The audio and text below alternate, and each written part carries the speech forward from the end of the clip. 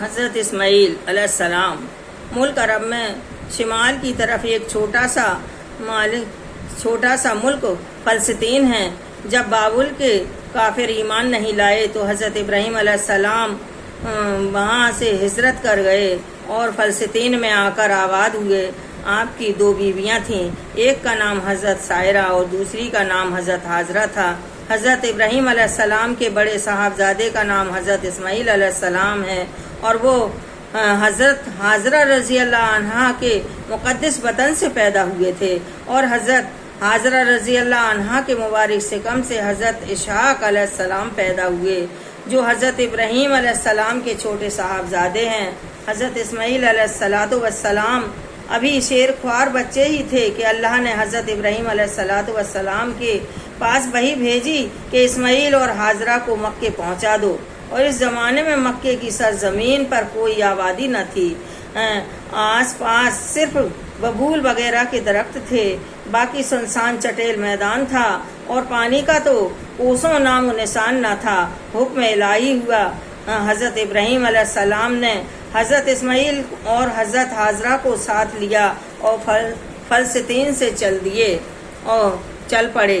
جب مکے کی سرزمین پر پہنچے تو سواری کو روکا اور ان دونوں حضرات کو ایک درخت کے نیچے اتارا، پھر حضرت حاجرہ کو ایک توشہ دان میں کھجوریں اور ایک مشک پانی سپرد کر کے واپس روانہ ہوئے۔ آپ کو واپس جاتے دیکھ کر حضرت حاجرہ نے پوچھا کہ حضرت ہمیں اس سنسان بیابان میں کس کے سہارے چھوڑ کر آپ جا رہے ہیں؟ حضرت ابراہیم علیہ السلام نے اس بات کا نہ تو کچھ جواب دیا اور نہ مڑ کر دیکھا۔ جب کئی بار پوچھنے پر جواب نہ ملا تو حضرت حاجرہ نے عرض کی، کیا ہم دونوں کو اس طرح چھوڑ کر جانے کا حکم آپ کو اللہ تعالیٰ نے دیا ہے؟ ابراہیم علیہ السلام نے فرمایا، ہاں۔ یہ سن کر حضرت حاجرہ نے اطمینان کا سانس لیا اور بولی کہ جب اللہ تعالیٰ کا حکم ہے تو وہ ہم دونوں کی حفاظت ضرور کرے گا۔ حضرت حاجرہ رضی اللہ عنہا توشہ دان میں سے کھجوریں کھاتی اور مشک پانی پیتی۔ چند دنوں کے بعد کھجور اور پانی ختم ہو گئے تو آپ بہت پریشان ہوئیں، یہاں تک کہ پیاس کی سختی سے آپ کی چھاتی کا دودھ بھی خشک ہو گیا۔ اب تو حضرت اسماعیل علیہ السلام کی جان کے لالے پڑ گئے۔ حضرت اسماعیل علیہ السلام اسی وقت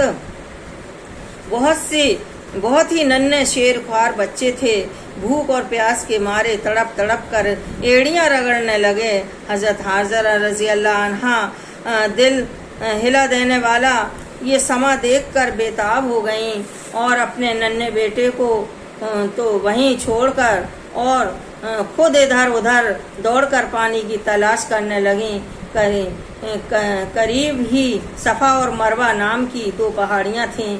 آپ دوڑ کر کبھی صفا پہاڑی پر جاتی اور کبھی مروہ پر چڑھتی اور دور دور تک نگاہیں دوڑاتی تھیں کہ پانی کی کھوج کرتی تھیں، اور اسی طرح ان دونوں پہاڑیوں کا آپ نے 7 مرتبہ چکر لگایا مگر پانی کا کہیں پتہ نہ چل سکا۔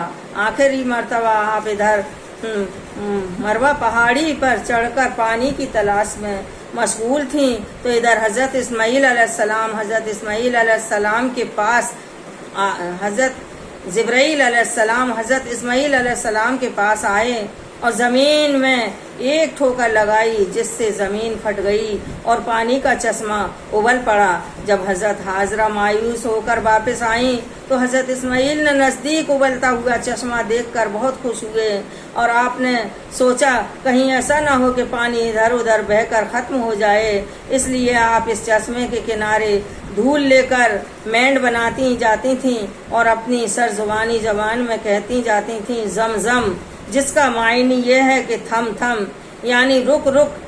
بعد میں ہمیشہ کے لیے اس مبارک چشمے کا نام یہی پڑ گیا، زمزم۔ پھر حضرت حاجرہ نے زمزم کا پانی خود پیا اور ننھے لاڈلے کو پلایا، اور جس سے دونوں کی جان میں جان پڑی اور بھوک پیاس ختم ہوئی۔ زمزم شریف کا یہ اثر ہے کہ وہ کھانے اور پینے دونوں کی جگہ کام دیتا ہے۔